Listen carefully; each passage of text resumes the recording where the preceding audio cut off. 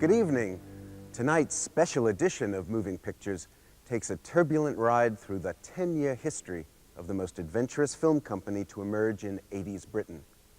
Palace Pictures was founded by two likely lads, Steve Woolley, a cinema usher with a passion for movies, and Nick Powell, who organized Richard Branson's spreadsheets during the early years of the Virgin Empire. Woolley and Powell made 18 feature films together, including The Company of Wolves, Absolute Beginners, Mona Lisa, Scandal, and The Crying Game.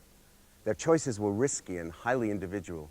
They had little interest in British traditions of tasteful costume drama, literary adaptations, quirky comedy, or documentary naturalism.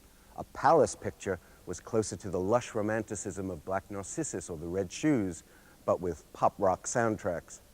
It's no accident that of all the directors Woolley and Powell have cultivated, the most prominent is Neil Jordan, that quintessential modern romantic, creator of The Crying Game, one of the most successful films ever made by an independent company. But Palace did more than produce pictures. It also bought hundreds of films for distribution in the UK, both in the cinema and on video. Its distinctive logo adorned movies ranging from art house classics to cult gore, from Diva to Nightmare on Elm Street. Woolley and Powell were tireless hustlers, but their nose for a deal seldom overruled their eye for an offbeat movie. They seemed to have all the qualifications to be captains of the British film industry. And yet, in August of last year, Palace went spectacularly bankrupt, devastating its admirers and bringing some rather cold comfort to its detractors. How could things go so badly wrong? We decided to track Palace from its absolute beginnings to the arrival of wolves at the company door. Powell and Woolley talked candidly to Moving Pictures, and we also went in search of collaborators, interested observers, and of course, creditors. Together, they helped tell a story of British cinema in the 80s, which is also a story of Britain in the 80s. I never took any money off any film I ever produced. Every fee I ever made went back into Palace. Palace was my life.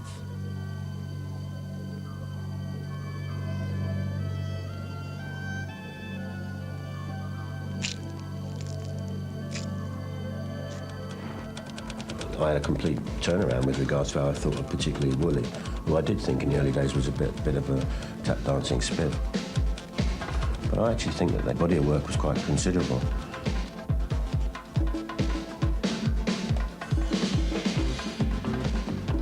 What Palace should be remembered for was really, in a sense, the last British film company. You could look at a film and say that's a Palace film, because it was kind of anarchic and kind of offbeat, and taken as a whole, the films that they made certainly were diverse. I remember Nick in the pub in the George on Wardour Street saying to somebody, "Oh, I don't know why you want to run a good company, you know, a big company well when you can run a small company badly like me, you know."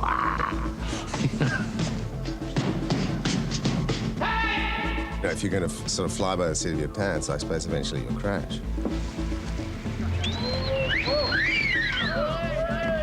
There was a sickening irony in that Crying Game should happen too late. There were people who felt that we got our comeuppance, that we were a little brash, a little arrogant. I mean, these may be fair criticisms. It's difficult for me to judge.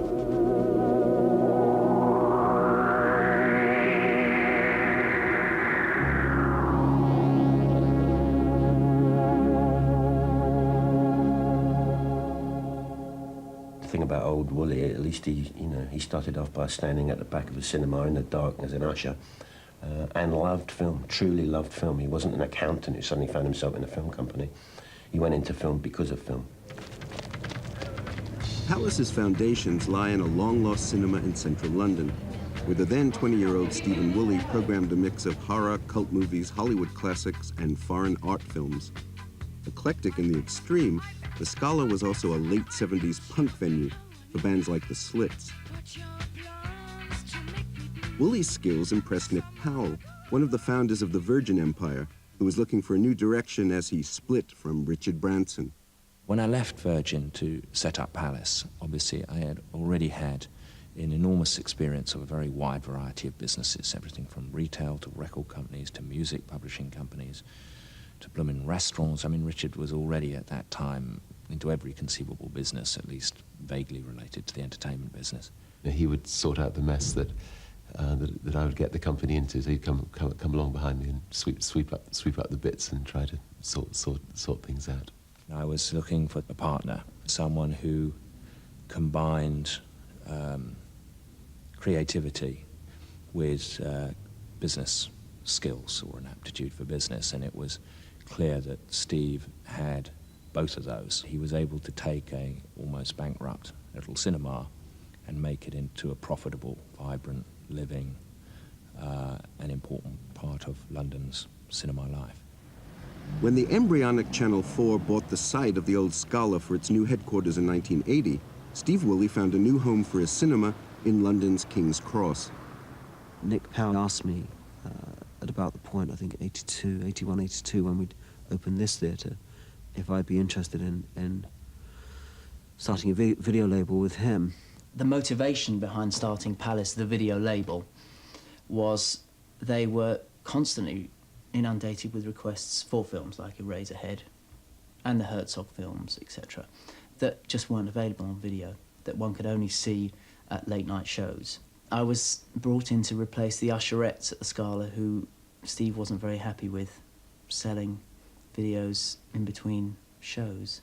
It wasn't at all practical, carrying boxes and videos up and down 4 or 5 flights of stairs. But I think it was a very nice place to start, and it showed very much the type of video company that we were going to be. Palace sold videos in their own shops in London and through mail order. The next step was to open movies in cinemas, primarily as a way of promoting their video release. Steve very much was the driving force behind acquiring Evil Dead, which was our first major hit. And I always put it down to the fact that director Sam Raimi, who was even younger than Steve, 19 at the time, addressed him as Sir. The Evil Dead. The Evil Dead was launched simultaneously in cinemas and on video. Its release coincided with the media outcry about video nasties and gave Palace a crash course in how to turn press attention to its advantage. This film had not been released anywhere in the world. Here was a very low-budget film, but here was a film that was going to be as shocking and as entertaining as Jaws. Cheryl?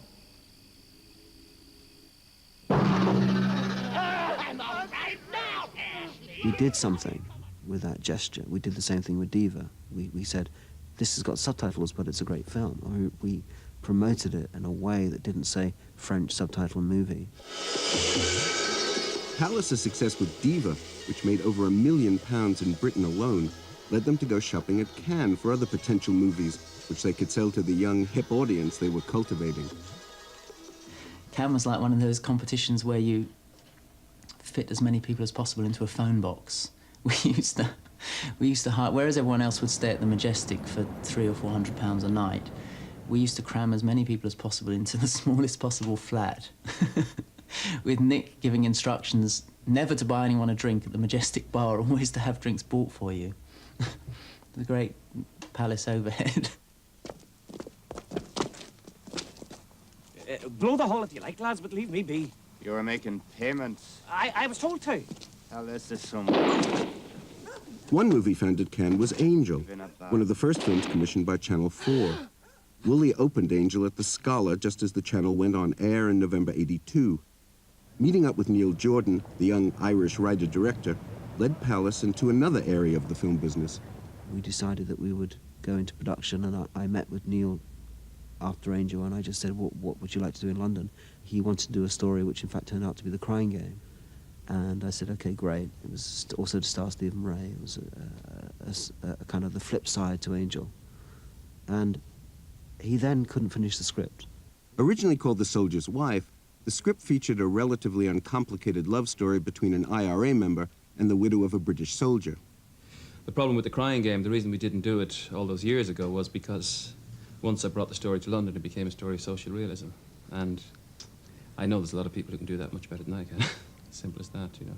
He then wanted to do a story by Angela Carter called The Company of Wolves. For the earth shall be full. I had an idea of how we could expand this into a kind of portmanteau film, you know, use a lot of Angela's other stories and make it a kind of a huge kind of fantasy movie. I sat down with Angela for about 3 or 4 weeks and we wrote the script. And people literally would look at this script, they would not know what it is, but Stephen had enough passion to basically kind of to terrify people into fear of refusal of this thing. Do you understand? Because people didn't know what it was. Eventually, Jordan and Carter's very grown-up Little Red Riding Hood was financed to the tune of £2.5 million by Lou Grade's ITC. Shooting began on an elaborate set at Shepperton with experienced wolves and novice actors. It could hardly have been a more ambitious movie for a first-time producer. Stephen's lack of experience, or the fact that he hadn't come up through the industry or through any old boys network, it made him far more imaginative and far more willing to take chances than other producers would have been. Neil and I talked an awful lot about the horror genre.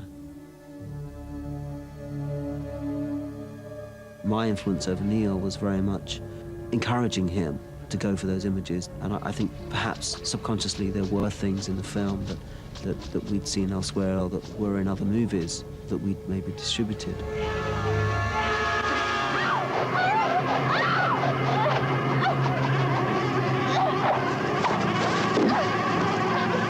And you look at Evil Dead, that kind of sensibility informed what Steve did when he produced The Company of Wolves with Neil, so that Stephen Ray tears his face off in Company of Wolves could easily have been a scene straight out of The Evil Dead. Company of Wolves, they opened in the Odeon Leicester Square, and I don't think they'd ever done that with a British movie for years. I remember David Putnam calling me, who I didn't even know, was a total stranger to me, and ringing me saying, you know, that theatre is too big. It's crazy. You're going to have a big flop. And people kept saying that. Why are you in the Odeon Leicester Square? And I just felt it was right. I felt that if we're going to go down, let's go down in the Zeppelin.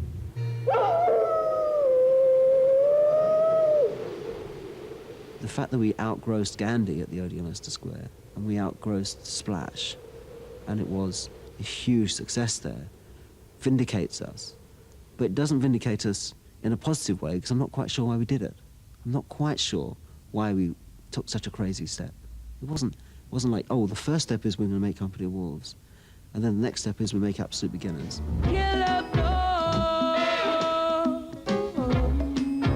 One of the ideas of Absolute Beginners when it started off was that it should be a kind of combination of Mean Streets with Pennies from Heaven, that it should be a kind of strange, surreal, violent, crazed piece of cinematic energy.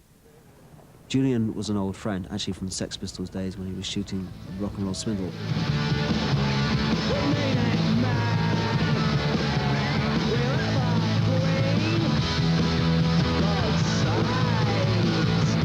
I met Steve Woolley at a Sex Pistols gig at the Screen on the Green in Islington, where he, at the time, was an usher. He was very involved in the punk attitude and incredibly passionate about cinema. Temple had found it impossible to get Absolute Beginners financed, but 1985 was British Film Year, and with Woolley as producer, Virgin and Goldcrest came on board. It seemed an unlikely marriage. Goldcrest, after all, had risen to success on the back of '81's Oscar winner Chariots of Fire, a far cry from Temple's post-punk spectacular. Goldcrest and Virgin wanted a very glossy, big, colourful musical with lots of songs. They thought the idea was sexy. The original budget for Absolute Beginners was £8 million, and we were told that the figures didn't add up and that it had to be made for £6 million. Oh yes, we're in a 58. So what? The year of Absolute Beginners. It was a film surrounded by a lot of pressures from the beginning, so if we could start with something that proved that these sets were wonderful and that the film was going to have a unique kind of energy, that it might clear the air a little bit. The longest hottest summer, stirred up by ignorance and hate. The opening scene, the long take on the Soho set, was the first day's shooting. Obviously, we'd rehearsed quite studiously on that, and we didn't have enough money for everyone to have enough extras. So we had, at the beginning, we had people dressed in one sort of look, and as the camera went one way, they all had to run around the back and get other clothes on to come in as different characters. Julian's ambitions for the film were enormous on every scale, not just size, but his ambitions to make a British musical, to make a British drama, to make a film about the race riots of '58, to make a film that said everything that he tried to say about youth, about fashion. It was too much. It was like a year's subscriptions to The Face. It was the chic, fashionable film to be associated with, and, you know, I thought it was completely a ramshackle production, completely out of control.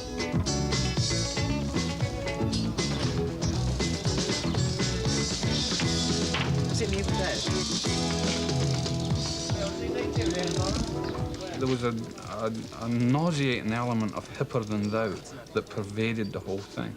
And Steve and Julian, I think, were the epitome of that. I've since changed my mind about the people involved, but at the time, as a struggling, fairly jealous film director, I couldn't believe how he could direct and stay clean. You know, how could he do it in such a nice suit? And Steve, of course, was just wandering about and... I think we can get away with this. You know, his ponytail waving in the wind, lording himself over it. I just thought there was an awful lot of... In many ways, it kind of represented the 80s, and a lot of what was bad about it. Goldcrest had two other movies which were in far more trouble than we were. One The Mission, and the other one was Revolution. And these two films, Revolution was rocketing over budget, and The Mission had problems because Roland had been sick in the jungle, and they were worried about whether they were going to finish on budget, and it was a headache. So they had two big headaches. Our problem was we were working in an extremely inhospitable climate in Colombia, where if you didn't pay people at the end of the week, all sorts of horrible things were likely to happen to you. So there was a lot of tension. I mean, we were in Colombia demanding that our cash flow was kept too, and getting very cross at the idea that there may have been another film in another rather softer and more comfortable part of the world that was as it were drawing funds away from us, because Revolution was a big budgeted picture that did get itself into a certain amount of budgetary trouble. But there were these guys, and there was Steve Woolley and Julian Temple. You know, I mean, who are you going to pick on, okay? So we were the easy targets. All I want is a quiet life, anything for a quiet life. Alarmed by the rough cut, Goldcrest insisted that former editor and veteran producer Alan Marshall take control. It was boring, it was over the top, it wasn't very good. Absolute beginners.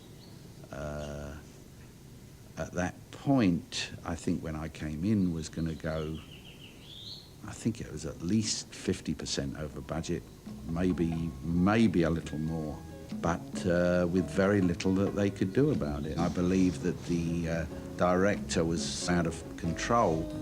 The cast was pretty dull. Either they were very dull or very over the top. It was totally disjointed. And I don't think I was successful in honing in on the problems. I think we tried really hard, all of us, everybody tried very hard. But in the end, I think we had a lame duck, and I believe that it got more lame. I'm sure if you've interviewed Alan that you would have seen the introspective Alan Marshall. We never saw the introspective Alan Marshall. We only saw this man who spoke like a Gatling gun and had more slang words than I'd heard in my life. And I was brought up in Chapel Street Market, so I've really heard most of them. But Alan was part kind of like amusing and part very scary. I couldn't avoid this feeling of it was like having a kid shot or something. You know, it was a very terrible feeling that I couldn't get rid of. But if they had lost control of the movie, Palace had not lost its gift for hype, which went into overdrive for Absolute Beginner's release. Absolute Beginners is a vivid and colourful examination of teenagers. But more than that, it's a film whose success or failure at the box office could have a far-reaching effect on the British film industry in general and the future of Goldcrest in particular. It's quite a burden for a movie to carry around with it. Reviewing the 50s through Absolute Beginners, the new British film musical which is the subject of tonight's South Bank show. One of the most ambitious films ever to be made in England, Absolute Beginners, is the major British musical of the 80s. Two vast sets recreating London's Notting Hill and Soho covered acres of Shepperton Film Studios in the summer of 1985.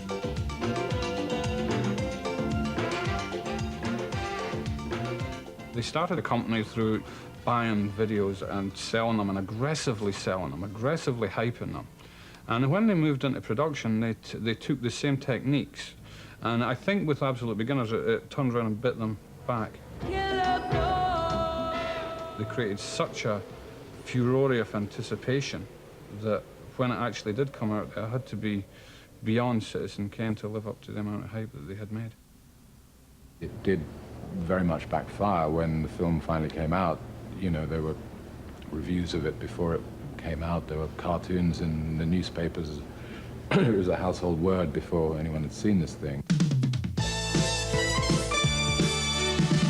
Patsy bloody Kensett, Mulligan, Julian bloody Temple, Barry Burble, loud and high, Dumbler, can't bloody get away from it. In 1986, Goldcrest went bankrupt, and Virgin decided to withdraw from film production. It was only through Nick Skyle and his wheeling and dealing and his innate business intelligence that we were able to survive that period, because that could have been the end of Palace, in year 2. Luckily, Palace was already in production on another, more modest film, which would restore their confidence. To be honest, there was the big film, Absolute Beginners, there were lots of stars, and that's the big film. And then we did this tiny little film on the streets of London, Mona Lisa. Bit damn market, isn't it? Shut up. I'd wanted to make a love story for a long time, you know, and a realistic kind of story of romantic obsession. This strange way that men have of getting everything about women totally wrong. Haven't you someone to rush to? You know I haven't.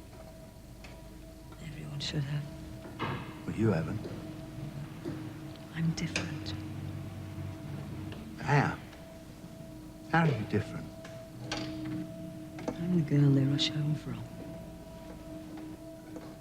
The success of Mona Lisa, which had become a huge success in America and Europe, with Bob Hoskins getting an Oscar nomination, meant that we had a very high profile suddenly in the States. Hollywood Hotel. Just a moment, I'll connect you. Hooray for Hollywood. That's good, we ballyhooly Hollywood. America became a little bit of an obsession. The notion that there was a marketplace there that we could tap. And so we set up an American office to develop American projects.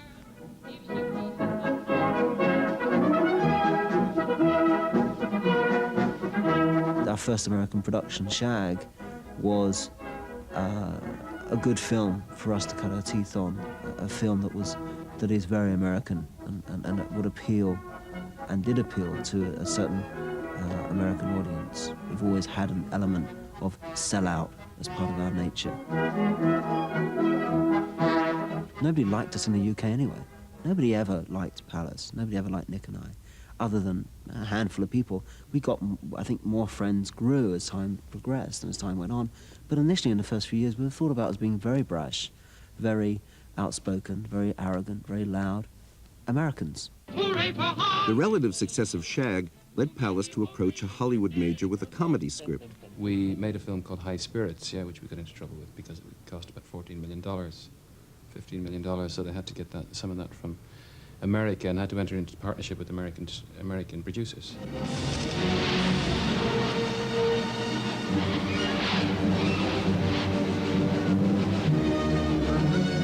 Our ambition was to make a big budget Ghostobusters. Columbia Pictures developed the film with us, and we actually worked with the writer from Beetlejuice on the first draft of the script, and we were going to make a sort of Ghostbusters for Ireland.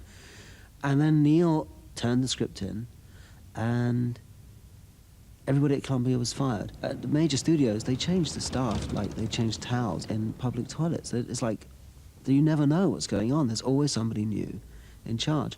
So by the time we put the script in, there was a whole new team there, and the new team was headed by, in fact, David Putnam. He or somebody read it there and just said, this isn't the kind of film I want to make at Columbia, and we got it back really fast. You're a ghost, I'm an American, it would never work out. Read Mother Mary.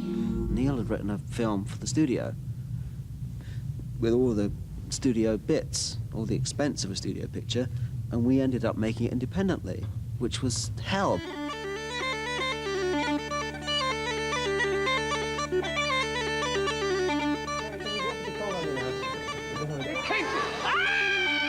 That film was a very unhappy experience, and that was an example, or for me it was anyway, but that was an example of a film that grew beyond the kind of scale at which they worked best. Steve wanted to make it a big, big movie, big effects, big this, and big that. And step by step, the movie became something else. I mean, if they had enough financing to bank a film like that on their own, and to make sure the film would be made and finished correctly without interference, it would have been a better experience, you know? No respectable ghost would live in California. All that sunshine and all those movie stars. They're going to give those Americans exactly what they came here for. Serve them right. I don't think producers ever fully understand the emotional commitment that a director has to their work, you know? And because I'm a writer as well, if something is destroyed, the shape of it is destroyed, or it's gradually kind of becomes distorted or taken out of your hands, you realize that you've no identity other than what you do, you know? And if you're being represented by something that you feel doesn't represent you, you know, or you feel you weren't allowed to finish. I mean, I physically was prevented from finishing that movie, you know?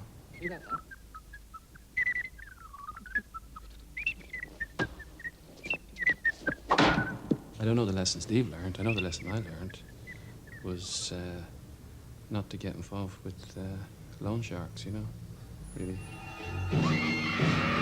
The movie belly flopped with critics and saw Neil Jordan jumping the Palace ship to direct We're No Angels in Hollywood. Palace set off in search of a more sympathetic American production partner. We were fortunate enough to strike up a relationship with Miramax, a kind of independent distributor on a very similar wavelength to Palace as distributors. And our next 10 films were distributed by Miramax. Those fingers in my hair, that sly come hither stare, that strips my conscience bare, it's witchcraft. Scandal was a big film for Harvey Weinstein. He paid a lot of money for it. And Scandal was an obvious choice, you know, and, you know, I mean, the subject matter of sex and politics is incredibly provocative. I had early memories of Christine Keeler and John Profumo, and I thought it would be an incredible project, you know, for America. And, you know, so they had asked us, you know, to be involved in a co-production as co-executive producers.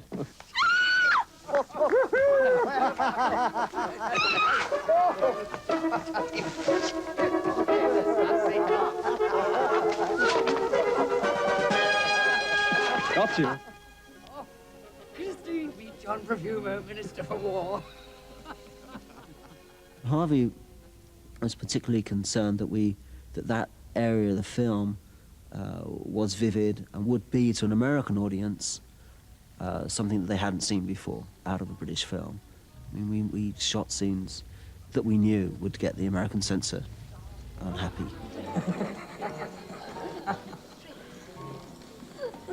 As far as I remember, we were contractually obligated to bring in an X-rated film. And Steve and I were trying to make something about hypocrisy.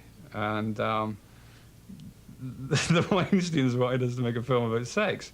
And we were kind of obligated to keep throwing in the flesh, as it were, even though we were busily intent on trimming it down, because it wasn't really that much to do with it. But Harvey used to turn up on the set with a white plastic bag whenever we had sex scenes. He was a sex police. I mean, don't tell Michael this, but as far as I was concerned, I was very happy that Harvey wanted more sex in it, because we had to market the movie too. here. Bit warm. Warm, madam? Don't you think? Definitely a bit on the warm side. If you say so, madam. Oh, I do. And Harvey used to turn up, and on the days, we said, "What Harvey doing in town?" We suddenly realised that was the day that we were meant to be shooting some sex scene, and he'd come in just specifically to check that we didn't chicken out in the way he thought Brits, with our reputation for sex, might well do. When we were doing Scandal and we were discussing Joanna taking off her clothes, a very long and tortured negotiation with her lawyer as to how much of her clothes she would take off at what point. And Nick was doing this, and the guy was on the phone. We were all listening to this, and the guy saying, you know, I can give you back, you know, I can give you shoulder, but I can't give you nipple, you know. And Nick's saying, well, listen, what about sort of half nipple? You know, what about nipple from below, and so forth. And this guy's in New York, and we're all over here, and they negotiated for, you know, probably half an hour about this girl's nipples. And Nick just, you know, when he hung up the phone, I mean, that's his idea of, like, you know, how he'd like to spend his time. Financially, Scandal did very well. It was the third biggest grossing picture, independent picture in America in its year. It made £1 million its first week in Britain, which for a British independent picture was fantastic. Made a profit, but I haven't seen any of it yet, I might point out. Where's it gone? Well, it's gone the same way as the rest of Palace. My money's gone south. The company had expanded while production thrived. Palace continued to be Britain's biggest independent distributor of films and videos, having huge hits with movies such as When Harry Met Sally. The Soho editing facility needed constant and expensive new equipment and suffered when advertising business dwindled during the recession. Palace's production division was trying to break into television with pop promos and a drama serial, which was disastrously aborted. In 1989, Palace won a £13 million contract to produce a music channel for the new cable broadcaster BSB, dubbed the Power Station. They hired 80 people to run it from a specially built studio. Everybody's here, everybody's around here doing the business. Yes, we're live on the air at the moment. You wouldn't believe it, would you? But we are. A year later, the station was cancelled when Sky bought BSB. The idea, obviously, was the same idea of all diverse companies at that time, when very much the management fashion was to have a number of different businesses, so that when one business went through a bad cycle, there would be other businesses to support the company as a whole. If you don't have enough capital, then you start chasing cash-generating businesses. And for various times, various people have different ideas about what constitutes a cash-generating business. Obviously, post-production house can be a cash-generating business. A deal with B-Sky B can be a cash-generating business. How you can do all those things, or why you would want to do all those things, I don't know. It seems to me a complete error, really, because I think they probably lost their focus. And it wasn't possible for two people, actually, to pay so much attention to all those things. And in that regard, that's why they went down the Swanee. These companies I had nothing or very little to do with. They were kind of Nick's things that, and to be honest, although I always assumed he was handling them, he was really so far involved with the distribution company and the running of Palace that he really had very little to do with those companies. And so they just were gnawing away at the profit, and then suddenly as the recession hit, they weren't gnawing anymore, they were sucking away. In 1990, Palace commissioned a management consultancy to advise them about business affairs. We were going to concentrate on distribution and production and get rid of all the other companies. By the time we got those businesses into the marketplace to sell, the recession had hit, and I think that people will probably remember just how quickly this recession did hit. Palace began to make even more movies in the hope that one would be the big success that would put them in the black. This policy worried their main financial backer. Palace started to produce quite a large number of films in quite a short period. And I think that is always dangerous for a small company, because for independent producers, pulling a film together requires an enormous use of resources. And when you try to do too many within a short space of time, you perhaps are not able to put the resources into individual projects that you should be putting into them. Ultimately, the production had to keep making hits. And anybody who makes film after film will tell you, you can't make a hit each time. If it was that easy, everybody would be doing it. They were always notoriously late payers, and you lived with it and you ran with it, and they would always bargain you down to the absolute rock bottom price. But you lived with that, because any minute now there could be another huge Palace hit. And I think it was when there were 2 or 3 films in a row, you could see what was in the pipeline, and you began to lose confidence with them ever being able to make their money back. The Big Man is a good example. I just couldn't see where the market was for that. The Big Man, a tale of an unemployed miner hired to fight in an illegal bare-knuckle grudge match between 2 rival gang lords, was a dour and expensive film for Palace to make. The idea that we had was to make a movie which was a noir movie, a gangster movie, but which had all these political reverberations in it. The Big Man was a film that truly bemuses me because I really thought the film was all right. Obviously, I think the film was very good because I produced it, and I probably think every film I produced is very good. Critics hated it. To a man and a woman, they hated the film. There's a very political message there as well. Maybe the message was too much. I think that's definitely pissed a lot of the critics off. I think they tended to regard Steve and Nick as kind of cultural barrow boys, trading movies off the back of a lorry in Chapel Street Market. And some of their projects, particularly The Big Man, paid highly for them. They didn't like to see a film about an unemployed miner who lives down a cul-de-sac, shot on a grand scale with an Ennio Morricone score. And as Steve Woolley rightly said, if the film had been made in Italian and had an English language subtitle, they'd have hailed it as a masterpiece. Overall, the film lost Palace a lot of money, and was partially responsible, I think, for their demise. To my dying day, I will go and say that The Big Man is a true, very, very fine film, and all credit to David and Liam and all the people who participated in it. But I could be in need, as they say, of a sanity test.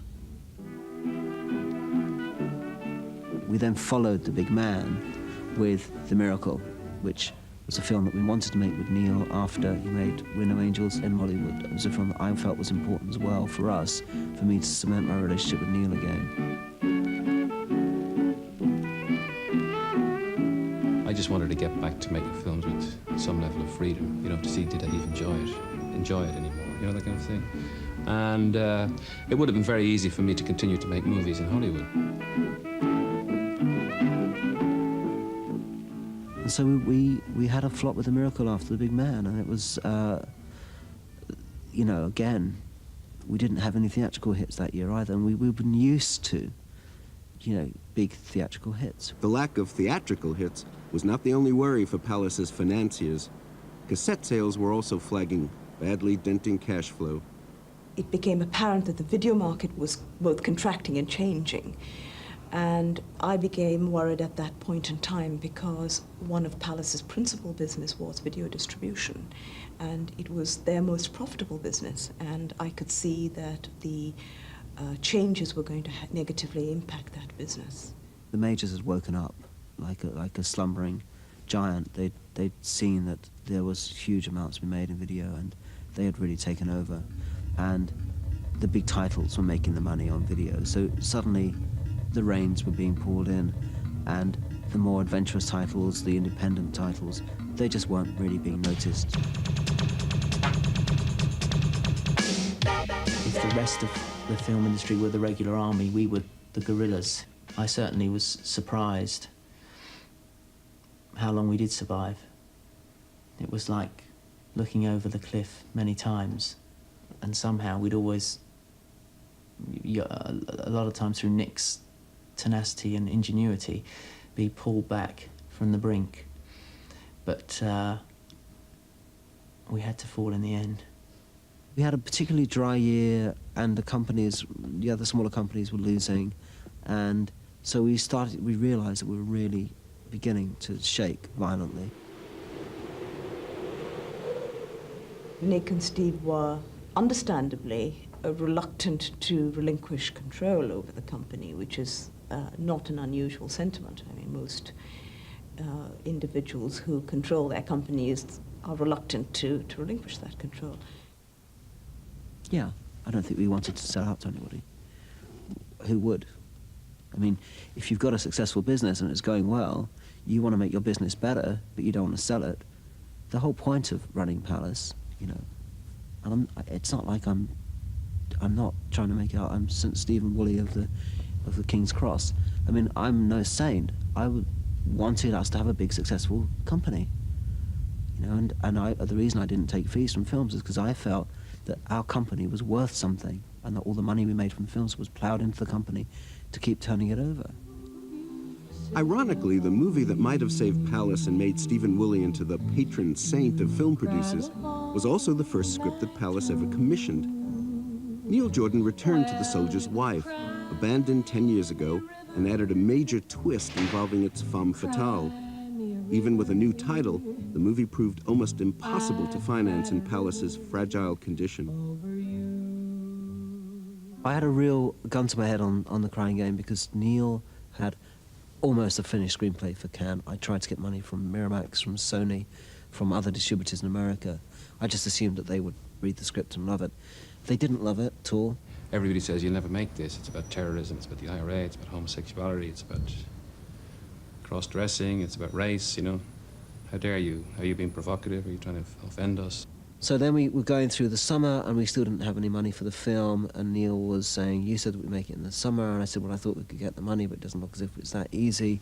And he was like, well, it's the summer film, I've written it for the summer, I've got cricket scenes, I've got this, I've got sunlight, you know, how can you not, you know, let me down? And I was, well, Neil, I'm sorry, you know, I don't think we're going to get the money for it now. And he said, I'm going to go off and make a Hollywood picture. A very low budget was eventually scraped together from Channel 4, British Screen, a consortium of European backers and Japanese distributors. No Americans invested in the film. It was very interesting making this movie and having all the cast and crew deferring their fees, and Stephen basically having to grab the money out of the cinema that he runs, you know, to pay the wages on Friday. For everybody involved, it seemed to me to be a kind of moral commitment to the movie because of the kind of movie it was. You go straight to kiss it, don't you, Forrest, yeah? Never piss holding a girl's hand, Jude. You didn't? You know what? Tell me, Judy. It's nice.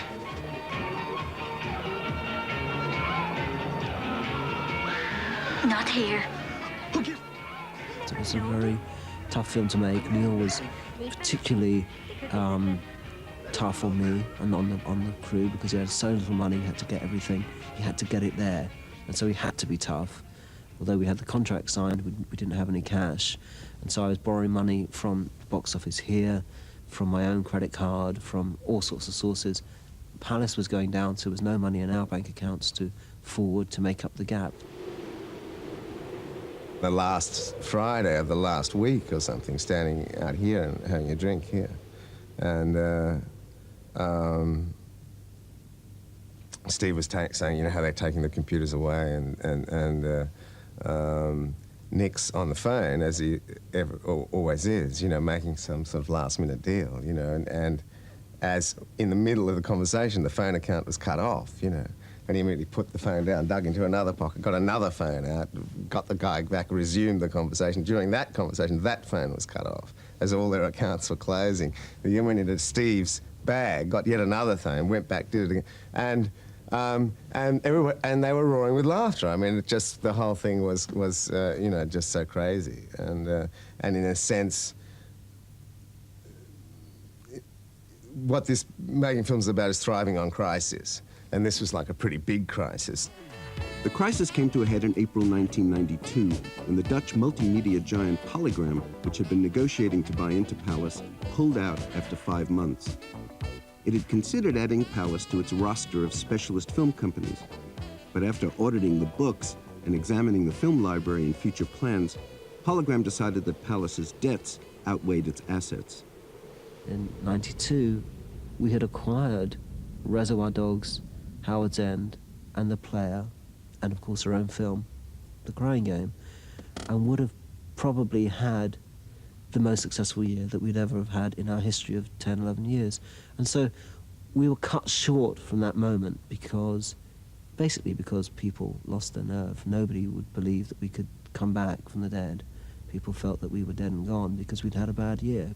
By that time, the financial problems were so huge, and the nature of what they'd had to give away in order to survive up to then had been so large that the chances of even big hits pulling them out of their problems, I think, was remote. For reasons which I'm still not clear about, I did not, as I always do in all the other transactions of business, I did not develop until a very late stage a competing offer. We wondered whether or not we should, take a risk and come in with him on it. Nick's my oldest friend said, it was awful to, see it not working out. But the airline business is sort of rough and tough enough as it is, without, maybe getting involved in another business which is equally perilous. In May '92, Palace went into administration with more than £18 million of debts. There was a very delayed reaction for me because I didn't, as usual, admit defeat until that administration had completed its work and not saved the company.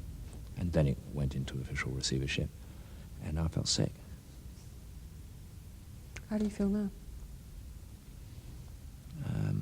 I still feel sick about it. I don't, I'm not angry with other people. I'm angry with myself for not having succeeded. No one likes failure. No one likes to see as many people hurt as were hurt. And no one likes to be responsible for the considerable pain that was caused to a large number of individuals and corporations during that process, and to have been so close to none of that happening. They went down owing us about £100,000. We employ 18 people. We had to let some people go, and we very nearly closed. The fact that a few people have had their fingers burnt, there are some creditors out there, is a sad fact, and I feel, I take my share of guilt for that, but I'm really not going to tie a cross on my back and carry it up a mountain. There was a lot of ill feeling amongst the British film community when Palace went down, leaving so many unpaid bills. I was staggered by the sort of vicious level of anger about Palace going down. While we were in Cannes, Nick had a black eye, and everyone was going, "Oh, he's been beaten up," and they were quite gleeful about it. And the main thing I can put it down to, people's anger at Palace, is that they wanted to be Palace. That Palace were the spivs and the cowboys who actually pulled it off. Palace failing is a failure for all of us in cinema. It's not their tragedy, it's all of our tragedies, because it actually, once again, reminds the city or the people that might finance our films that it's a very dubious and difficult business. So I think a lot of people actually were rubbing their hands with pleasure because, I don't know, it's a particularly perverse British thing that we actually get so much pleasure out of other people's failure, really. One day soon I'm gonna tell the moon about the crying game.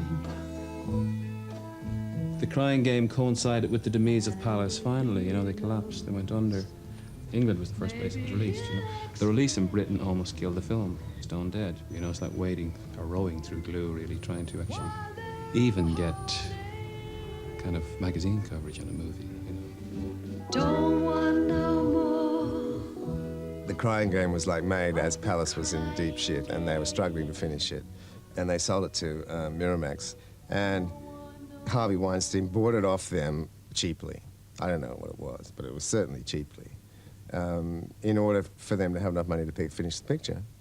The minute we saw The Crying Game, in a rough cut stage, we, just said, this is a truly phenomenal film. My brother Bob, saw it in London and just called me and said, this is one of the greatest movies I've ever seen. I screened it with 20 people in my organization who hadn't read the screenplay, and at the critical moment, there were 20 gasps. No way. You said anything, Dale? Girl has to draw the line somewhere. I remember at the very, very first screening of the film in Telluride at the film festival there, Stephen Woolley got up and said, no, please don't give away the ending. And I thought he was saying that just for the benefit of critics, but in fact that became the marketing campaign for the film. The marketing campaign was orchestrated to such an extent that it became this huge secret that you were either part of or you weren't part of. And nobody wanted to not be part of it, and nobody would tell them what was going on. Then, of course, it's gone and made Christ knows what, 60 million or something. And Harvey, who obviously should have taken them out to lunch and given them $2 million in a brown paper bag, gave them a book. I don't know what book, but there's no book that is good enough. Who's got the Crying Game's money? Where is it? Come on, own up, Harvey. Where's the money? I think that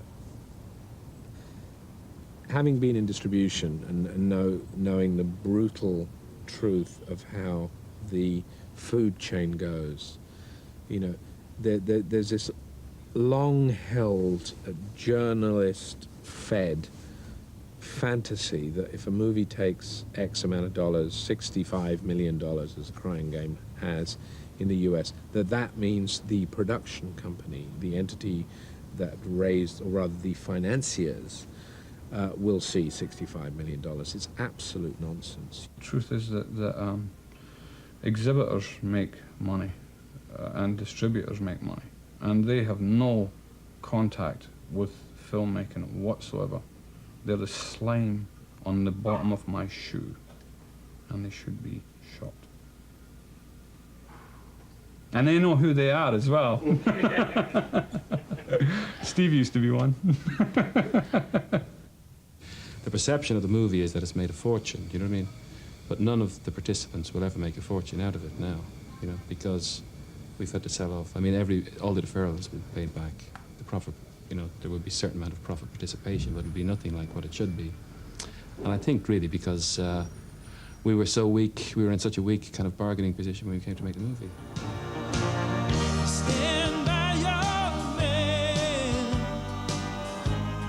If the financial gains were poor, the prestige was high.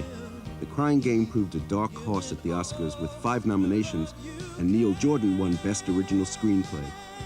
Overnight, Palace producers went from being bankrupt failures to flavor of the month in Los Angeles.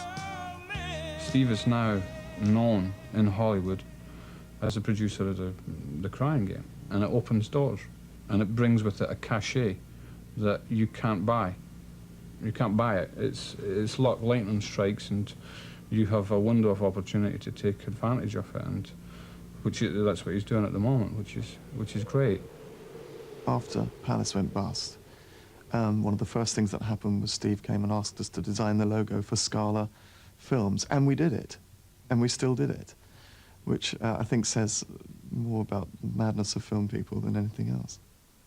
Palace is no more, but as Scala Productions, the company has several films in preparation. First to open will be Backbeat, the story of John Lennon and Stuart Sutcliffe, the fifth Beatle. Stand by. Roll camera.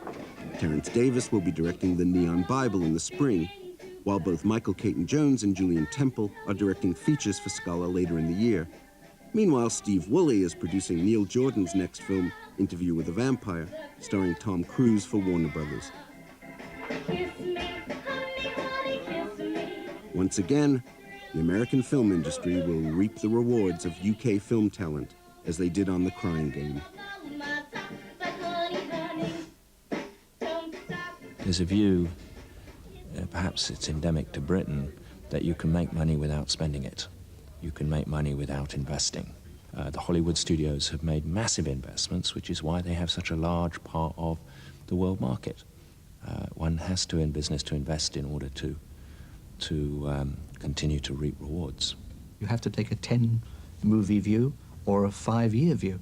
And it's, you know, but then anyone watching this program would say the same has been the sad story of British industry generally, not just the film industry.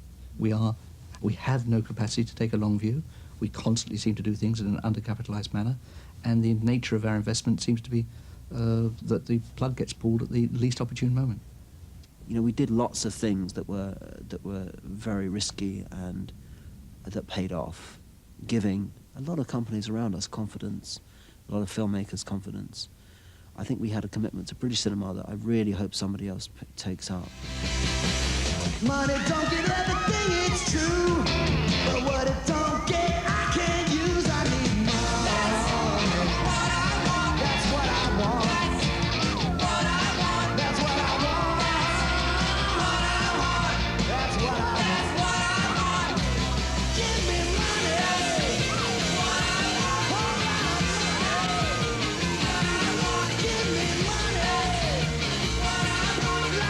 money. That's what I want. That's what I want. Thank you very much indeed. Backbeat opens here in April, and you can see Company of Wolves later tonight on BBC Two. And here's a sweet coda. A few weeks ago, Steve Woolley and Nick Powell were handed a special achievement, Felix, at the European Film Awards. Moving Pictures will be back on January 16th in a regular Sunday night slot. Coming attractions include Spielberg and Coppola on John Milius, the movie brat who got away, and Martin Scorsese on The Age of Innocence. We fly to Mali with Africa's premier director Souleymane Cissé and visit a film set in Macedonia within earshot of gunfire on the Serbian border. We take an uplifting look at the crane shot and dig the dirt on the love-hate affair between Hollywood and the press. We'll be hearing from Jeff Bridges on surviving a plane crash and Peter Weir's Fearless, and taking tips from a fearless band of British low-budgeteers on how to survive, period. But the series starts where no other film show dares to tread, on the set of Pulp Fiction, Quentin Tarantino's follow-up to Reservoir Dogs. Good night. See you in the new year. You're gonna love this series.